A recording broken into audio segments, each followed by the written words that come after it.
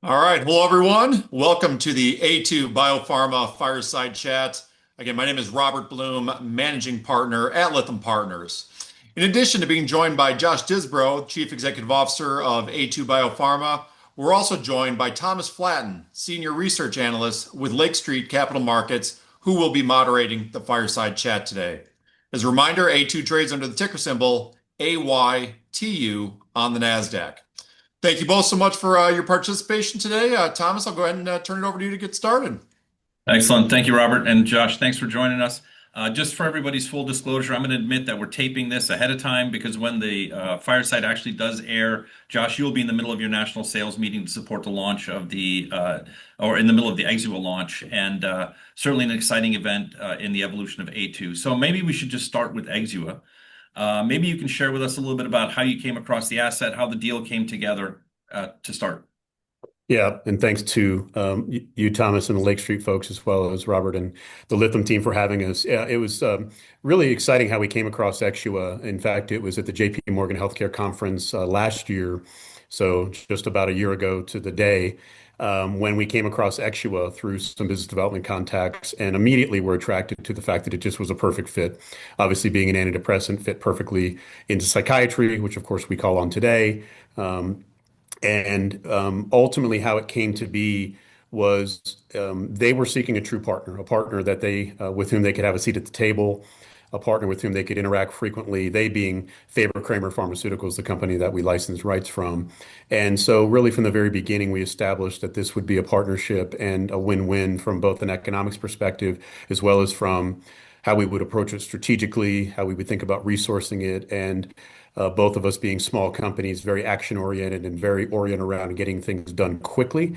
It was really a perfect match. And so, and of course, we were excited to announce it. It was obviously very well received by the market. And really, since that time, the middle of last year calendar, all the way through today, it has been a full sprint and excited to really be at the launching pad right now. So it's just absolutely perfect time for us, perfect fit, and opportunity we view as unlike any others that we think could possibly be before us. So looking forward to launching it, and we're in that phase now. That's great. And as you mentioned, Exua is an antidepressant. And as most of the viewers and listeners will know, there's a lot of antidepressants on the market. So maybe if it's possible, just to briefly explain how Exua differentiates itself from all the others that are out there. Yeah, you're exactly right. And so one thing that's important to note about the antidepressant market is it is very large, first and foremost, and that there's over 345 million prescriptions written annually in the US. It's dominated by SSRIs, selective serotonin reuptake inhibitors, and SNRIs, selective serotonin norepinephrine reuptake inhibitors. That's essentially the standards of care and has been for the better part of a generation. And they're problematic in that they're pan-selective. They essentially bathe the brain in serotonin and/or serotonin and norepinephrine. And with that, you get untoward side effects. Most notably, you get sexual side effects, and you get weight gain, and you get some other things. Sometimes you get some anxiety with some of the atypicals. And so, how does Exua differentiate itself? It's truly unique in that it is not an SSRI or an SNRI. It does not bathe the brain in serotonin or norepinephrine. It is very selective, very targeted in that it specifically targets and agonizes or upregulates the 5-HT1A serotonin receptors. So it's really that single receptor that is activated to enable the antidepressant activity by releasing serotonin into the brain. And so by not bathing the brain in serotonin, you're alleviating a lot of those side effects, such as treatment emergent sexual dysfunction in the form of ejaculatory delay, low libido, blunting of overall sort of sexual interest, erectile dysfunction, and the list goes on. And it avoids weight gain, which is potentially as or maybe even more problematic than treatment emergent sexual side effects. And it's also not associated with any increase in anxiety, which some of the newer drugs are. And so it is different. It's quite distinct. It is truly unique, and it is the first and only 5-HT1A agonist indicated for major depressive disorder. And so that's really something special in a market that is again characterized by 340 plus million prescriptions annually in the US. So yeah, it's quite different. Excellent. One of the things you hinted at when you were describing how the deal came together was that it was a product that would be in the psychiatry space. And obviously, you have a great synergy in that you're able to take advantage of an existing commercial infrastructure that you have in the psych space. I was wondering if you could just give us a quick overview of what that commercial infrastructure looks like. Yeah, absolutely. So exactly right. We already have a sales force here in the US of, today it stands at about 44 sales representatives. It sort of varies between 40 and 45 or so, already aligned to psychiatry. We've been selling in the psychiatric space for, well, really since we acquired Neos Therapeutics in 2021, in that we have ADHD medications. And so we've been selling Adzenys and Cotempla, two of our core brands since that acquisition. And so are naturally aligned there. And along with the infrastructure, we've had various other resources, inclusive of telesales and virtual sales reps. And so we're fully aligned to these depression targets. We were already in psychiatry, and ultimately this was hand in glove, really just a matter of training reps on the disease state, potentially some new relationships here and there, which we'll talk about. But generally speaking, it was a just add water scenario. And on top of the sales force, already had the full infrastructure, inclusive of a really phenomenal first-in-class patient access program, which we can talk about, all the supporting accoutrements, inclusive of marketing and sales training and channel access and distribution, and the list goes on. And so, again, this was perfect in that we have the infrastructure, we have brands that are frankly mature and sort of in their twilight years. We think they have good longevity, but not a lot of growth potential. And so this was just absolutely perfect to put this infrastructure against this novel, really unique asset in this huge market that frankly dwarfs the ADHD market when you look at market potential. So even though you're in the psych space, shifting from ADHD being your focus to depression, did you have to make any changes to the commercial team, or I should maybe more specifically say the field team, to prepare for the Exua launch? Yeah, a little bit. We were, I would say if you had to put a number on it, we were 60 to 70% aligned to these targets. So we were in a good spot. And so really, if you look at what we've done, I mentioned sort of the full sprint that we've been in since essentially the middle of the year, really now fully aligned 100% to these high prescribing major depressive disorder psychiatrists. And I will emphasize, it's psychiatry only. We're going to be laser focused. We're going to be very efficient, and we are going after psychiatric practices. So that's psychiatrists themselves and their nurse practitioner and physician assistant colleagues.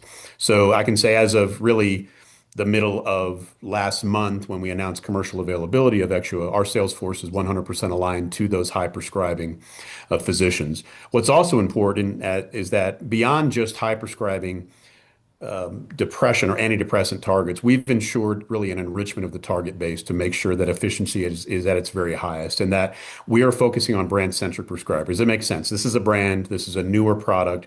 We want to go after physicians, again, specifically psychiatrists that are writing some of these newer brands and are more inclined to write a new brand. That's just common sense. We're also focused on folks that are already familiar with us. They're, of course, in our geographies more or less, some modifications, but generally speaking, within the existing footprint. And they also have some alignment and familiarity with our patient access program, which we'll get to, RX Connect, that really ensures they've got familiarity with kind of how to write our products, how to work within sort of our system to ensure their patients experience minimal friction. And at the end of the day, we're not trying to blanket the earth. We are not trying to be everything to everyone. It's psychiatrically focused. It is within our footprint plus some virtual to get us into a white space so we cover the US. And it's really, we're talking thousands of doctors, not tens of thousands of prescriber targets. We're not going to spread ourselves thin. We're going to be very focused and very efficient. So we talked a little bit about the differentiation of Exua versus the other antidepressants out on the market, and translating that into selling messages the reps can take into the field, is largely governed by what the FDA will allow you to say. So with that filter in mind, what are they going to be trained on the week that the listeners are hearing this next week for us? That's really going to get them out into the field with a kind of a, back to your point, laser focused pitch on why Exua should be part of their prescribing arsenal. Yes, there's really four. I call it really three, but three with a subset of messages that they have been and will be sort of the final stage and refinement of training will happen, as you said, as this is airing. First and foremost is that Exua is a very targeted and selective way of treating MDD via a new mechanism of action, specifically calling out the mechanism around targeting and upregulating or agonizing the 5-HT1A. That's distinct. That's important. Physicians are familiar with receptor pharmacology, specifically psychiatrists, hence the reason we want to start with psychiatry. And we know that resonates. It resonates in market research, it resonates in real life. And just knowing that I have something that specifically agonizes the 5-HT1A is important. So I'm listening. And by virtue of that, you have a product that's effective. And we have a product that's demonstrated efficacy when you look at the two pivotal studies. And so you're talking about a product that first and foremost is an effective treatment when you measure MDD symptoms over an 8-week clinical trial. And that effectiveness, frankly, begins as early as week 3. So it's actually a relatively rapid onset when you compare it to the competitive set that largely consists of SSRIs, where they take 4 to 6 weeks before noticeable effect begins. And we will, in compliant and we think effective ways, communicate that by virtue of the mechanism of action, you are avoiding some of the most notable side effects. And by virtue of the fact that we have the absence of a couple of things in our package insert, we think is helpful. And while not a specific message, the fact that we can go to a physician and say, you'll note, psychiatrist, Dr. Such and such, that you won't see sexual side effects or treatment emergent sexual dysfunction listed on our package insert by virtue of the fact that it was not reported to any substantial degree. And you'll note that weight gain, while in our package insert and listed as an adverse event, is negligible and frankly, clinically and statistically insignificant. And those are things that we can say and feel comfortable with. And then finally, we'll close out the pitch, if you will, with what I think is among the most important elements, which is the patient access piece. If you put the clinical attributes and the novel MOA together with the fact that patients are able to get this new medication really quite simply by virtue of how we'll run it through our RxConnect platform, that really we think will solidify the interest and the enthusiasm. And we're already seeing that based on obviously some of the feedback and early prescriptions we're getting in the field today. So we'll talk about RX Connect in a second, but when we kind of round out Exua here, where in the line of therapy or lines of therapy do you think Exua will initially be used? And some of that's going to be payer driven, I'm sure. And then how far, upstream do you think you can move it over time? Yeah, great question. Yeah, we by definition, any new therapy, you would not expect it to be placed in first line. You would fully expect, based on clinical practice, just really, guidelines, and of course the payer piece, which you rightly alluded to, that's really going to enable that the SSRIs, so that's the Prozacs and the Zolofts and Alexapros, that they will remain first line. They've been generic as long as most of us can remember, and that's really what payers will require. And so realistically, over time, we think it can get to a second and third line therapy. If it travels the normal course, which we would expect it will, this will be a fourth, fifth, or maybe even sixth line therapy. It may be for those patients that initially have failed, even MAOIs, which very few psychiatrists write with any level of regularity.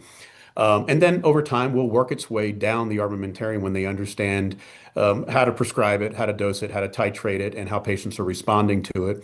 And ultimately, getting to an earlier stage is realistic. It's realistic on the basis of we think the profile of Exua it has a safety profile that really is not dissimilar from some of the safest products on the market, Lexapro and Zoloft among those. And while it does have side effects, its side effect profile is quite unique. And so I think as people get comfortable with the fact that patients are responding well and the side effects are mild and discontinuation rates we would expect to be relatively minimal, as has been demonstrated in the clinical trials, it may get earlier in line. And not to jump again too far ahead, but also by virtue of the fact that we think the access piece, we are going to be so unique in the market, and we already know this in conversations that even I'm having myself directly with psychiatrists.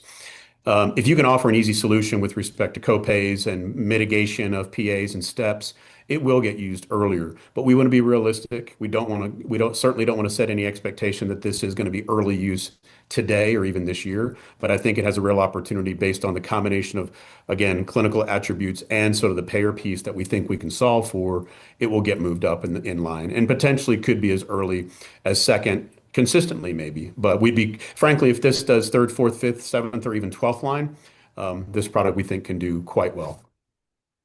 So you've teased this quite a few times now, RX Connect. So I think it'd be super helpful to give an overview of what it is and how it works, and then how it's benefited you historically, and then on a forward basis, how you think it'll benefit Exua establishing itself as a brand in this MDD space.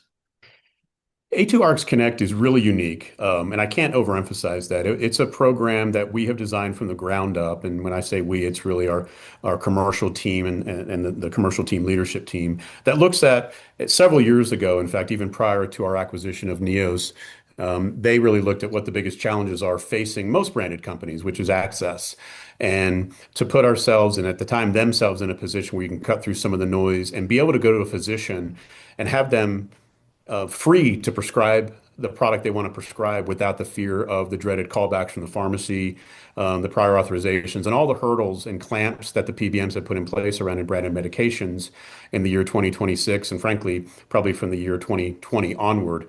And so it was designed with the goal in mind of being able to have a prescriber prescribe a medication for a patient and have that patient seamlessly, frictionlessly pick up their prescription and get it at a copay that they can predict at the same price point month after month after month, irrespective of the time of year, whether it's this time of year when the deductibles have reset and copays are higher or they're paying full cost until they've met their deductible, or throughout the year. And ultimately, it is the basis for it is again something that we can present as hassle-free, predictable, consistent, and it's never going to be sort of a trapdoor. There's never going to be any trickery. And what we've done is we've gone to a network of pharmacies around the country. There's 1,000 of them or so, and then we've also got a select number of retail grocery chains, one in the Midwest, one in Texas, and one in the Southeast. And we've said you can participate with us. We'll recommend your pharmacy or pharmacies to the physicians on whom we're calling. And if you'll comply with the terms of our programs, you will obviously get a new patient that potentially would have otherwise gone to a big box store. And of course, you'll get the comfort and yeah, you'll get the comfort and sort of confidence in those physicians prescribing such that you might get even non-A2 products. And so that's the pitch to the pharmacy. The pitch to the physician is send it to one of these partner pharmacies and we will handle the rest. And so that's what we've done. And what it has enabled is for those physicians, and there are many, and that number of doctors is increasing that are willing to send to specific pharmacies in their area. And these pharmacies, by the way, often ship or courier to a patient's home or office to make it very easy. And they cover a lot of things like prior authorizations and a lot of the paperwork needed. And so they really increasingly enjoy working with these, in many cases, independent pharmacies that are doing a lot of the back office work for them. And quite simply, what it enables is a quadruple win. It's a win for the patient, of course, because they're getting a prescription predictably at a cost that they can afford and expect month after month. The physician is finally able to get a product through, like at Zenis, that competes in Zenis being one of our ADHD meds, competes in a very large, crowded, genericized market. I can actually get a brand consistently without the hassles of the PBM stepping in. The pharmacies benefit because they've got a new patient, they've got a reliable cash flow that patient will bring to them month after month after month, and potentially that patient's family's prescriptions. And then, of course, we win because we get a very sticky prescription. We get a very sticky patient. We get a higher level of adherence. We get a much higher level of control. And the economics to us are very predictable, very easy to understand, and very easy to toggle as it relates to any potential issues around generic intrusion. And so, for a lot of reasons, this makes a lot of sense for everybody in the value chain. And it has resulted in exceedingly sticky business in an exceedingly genericized market in ADHD, which we've competed in for the better part of a decade, if you take these products back to their launch dates. And we think will materially help improve the uptake for Exxua because, again, we're cutting out the number one concern that a physician has when prescribing a new medication. It is always what's cost and coverage. And if you can answer that out of the gate and say cost and coverage is fixed, it's predictable, and all you have to do is send it to this partner pharmacy, and we will take care of the rest. And so we are highly optimistic that this will translate exceedingly well from the ADHD franchise into the new Exxua prescription line. So looking forward to that. And we're already seeing it in action. And I won't give specific numbers other than to say it is doing as we would have expected. Physicians, particularly that are already familiar with RxConnect, won't surprise you to know that they are already our most likely to prescribe here as we are just into the early days of product availability, and frankly, really haven't even fully launched, having not left our launch meeting yet. So you've alluded to the legacy business a couple of times. Maybe we can briefly touch on that. Obviously, it generates a fair bit of revenue for you, and you're in a couple different businesses. Maybe you could briefly just give us an overview of that and what it's looked like financially for you over the last, let's say, couple of years. Yeah, if you look at our legacy business, it's really two books of business. One that's materially larger than the others, and that's our ADHD franchise. So we essentially have two branded ADHD products. One's called Adzenys. It's an amphetamine that competes with Adderall. Another one's called Cotempla. It's a methylphenidate that competes with Ritalin and Concerta. And those, if you look at the trailing 12-month period, so that'd be for the 12 months ending September, which is the last quarter for which we've reported. That's a $55.5 million business, and it's been relatively stable. It's down a little bit from the preceding, so call it fiscal year, but more or less, if you look at the last 2 or 3 years, even for ADHD, you're talking a 55-ish to 57-ish million-dollar business. So it's been stable.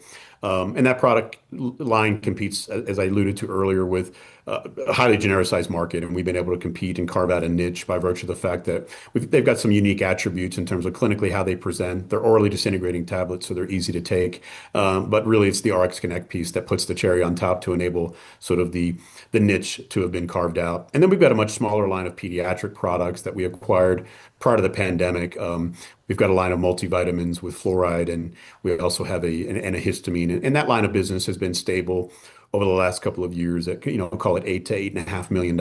And that's a non-core business. That's not a business that we really allocate any material resources to, no reps, and no real marketing spent on that outside of a handful of websites and relatively modest spending. So these are all, and that business, by the way, breaks even. We actually have been, $8 to $9-ish million in EBITDA if you look at the last 2 years. Kind of the trailing 24-month period is, call it $8.5 million in EBITDA. So you've got a $64 million top line business generating about $8+ million, $8 to $9 million in EBITDA. So a business that pays for itself, washes its own face, so to speak, and covers kind of all the bells and whistles, inclusive of, obviously overhead and non-direct costs, but, mature brands. And so what that really sort of meant to us is that we really need to find something else. We think, we're a stable business, and I won't go into all the gory details of sort of how we sort of improved the business over the last years, but we got to a point that we said, now we're ready to take on something else because we've got this infrastructure, we've got this channel, we've got these reps. We're in psychiatry, and that's really what enabled us at the beginning of last year to say we've stabilized the business. It's pretty solid, albeit mature, and not without risk of generic intrusion. So now let's look for really a growth driver, and that's really what enabled us to go all in on Exxua. So you've been pretty candid during investor conversations, investor calls about the threat of generic intrusion for the ADHD products. Can you give us an update on where you stand with that? Yeah, happy to. So, the one most relevant is prior to us acquiring Neos Therapeutics had struck a Paragraph 4 settlement with Teva, at the time activist, to enable entry of a Teva approved ANDA. Actually, last year, they were able to enter as early as September 1st of 25. That settlement goes all the way back to 2018, and so that's long since been in place. It's been in the public domain, disclosed many, many times, and so they've had an approved ANDA for quite some time, for the better part of a year and a half, and so we fully anticipated that they would launch, and they have come into the market, and it's been very recently that they've launched their product, really just sort of coming into but really out of the holidays, and we're seeing minimal prescriptions at the moment. Not to suggest they couldn't come in and get more. Prior to them coming into the market, I think it's important to note that we actually launched our own generic, or our authorized generic, for Adzenys, and we've distributed under a label within the company. So we've not licensed out rights to the AG. We market it ourselves. And that product is doing phenomenally well. It has a material portion of the market already. We think it's already serving an important purpose in really thwarting some of the Teva intrusion. More than that, we've talked about sort of the RX Connect piece. One of the things that really we haven't talked about in the context of this conversation is the economic incentives kind of around the RX Connect piece as it relates to the pharmacy. What I'll just say, without getting into all the gory detail, is there's high incentive to fill the AG or the brand. And I would say higher when we look at what some of the pharmacies are being reimbursed on both the brand, our AG, and then what Teva right now is reimbursing or is being reimbursed. Very, very comfortable that intrusion is a reality. Mass destruction, we don't believe is. We don't think Teva comes in and takes a significant chunk such that the company turns EBITDA negative, and happy to take questions offline on that. But ultimately, But that having been said, to be open about it, Teva is in the market. We had anticipated that for many months because they'd activated it quite many months ago, but we're not seeing much impact. But we are seeing phenomenally positive impact as it relates to our authorized generic, and it's doing what we expected. And the RX Connect network that I'll remind anyone listening, that RX Connect work, we run about 85% of our ADHD meds through that. And so while Teva might be able to nibble at some of the non-network pieces, we think it may be difficult for them to infiltrate that 85% of our base business revenues. We got a couple minutes left. Let's get to some numbers. I'm sure I won't be able to talk you into giving me a forecast for Exua, but how do you think about, what that can do relative to your current business? Maybe as a multiple of that, maybe that's a good place to start. Yeah, I think that's a good place to start. I guess I'll start before that by just reminding folks, if you look at this market, this is again, a 345 million prescription market. Contrast that to ADHD, which is a large market, but it's in the $95 million annually range. So we're talking a 3.5 times larger market, and a market that pricing is 3 to 5 times higher when you look at a net selling price per prescription per month. So you're talking many multiples higher just in terms of the total addressable market. So I'll start with that. Look at our current business with 40 so reps out there milling around in a very competitive, highly genericized markets with products that are tough to sell because Adderall's been generic forever. And frankly, we're selling ODT versions of Adderall and Ritalin, essentially, Ritalin or Concerta. And we've been able to carve out base business, including Pete's now. So I'll add a little bit of that in. But that's a base business of, call it $65 million in a pretty unfavorable market dynamic with respect to payers, pricing, access, and so forth. And so what I would say is, if we can't do multiples, and I would say even not a multiple, if we can't do multiples of what our base business is doing, again, kind of a $65-$75 million business, something's gone sort of wildly wrong. And I don't want to guide to hundreds of millions or whatever the case might be, but if it even does, a multiple or two, this is a home run when you look at where the company's positioned today. But we have high aspirations for this, as does our partner, Fabre-Kramer. And the data backs it up. Again, large market, a differentiated compound with a really unique story and a payer piece that's really unlike any others. It sets up to be something that transforms this company by many multiples. So, with the last few seconds that we have, when you did the Exua deal, you also raised about $17 million gross, I might add. How do you think about cash and the need to raise additional funds, which is always a question for companies of your size? Yeah, good question. And really, we've been really good with our cash, particularly when you look at the quarters kind of preceding Exua. And while we do expect the spend to tick up a little bit, it's not going to be massive. Look, we ended the September quarter with 32.6 million in cash. So there's no anticipated need for cash. We believe we can get to profitability with what we have on hand. And I mean, frankly, even if there's some material decline to the ADHD business, the burden on Exua is de minimis. This doesn't have to be a $50 million year one type of thing. Yep. Even if the ADHD products decline by, call it 35%, 35% between say last year and say 27, you're basically talking about Exua having to backfill only $20 to $25 million in revenue. So we have very, very little concern around any need for capital. The perfect place to end with some good news. Josh, thank you very much for your time. Robert, thanks for the invite. And with that, I'll hand it back to Robert for any closing comments. All right, great. Well, again, Josh, Thomas, thank you very much for your participation in today's summit. Thomas, maybe before we depart here, if anyone would like to get in touch with you, what's the easiest way for them to do that?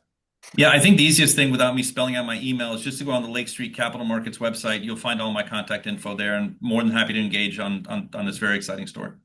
All right, very good. Well, again, if anyone has questions, follow-up questions following today's discussion, or perhaps would like to schedule a meeting with Aytu, you can send me an email, Bloom, BLUM, at lythampartners.com. Again, Josh, Thomas, thanks so much for your participation. Thank you to everyone watching here as well. We hope you've enjoyed the conference and hope everyone has a great rest of your day. Thank you. Thanks.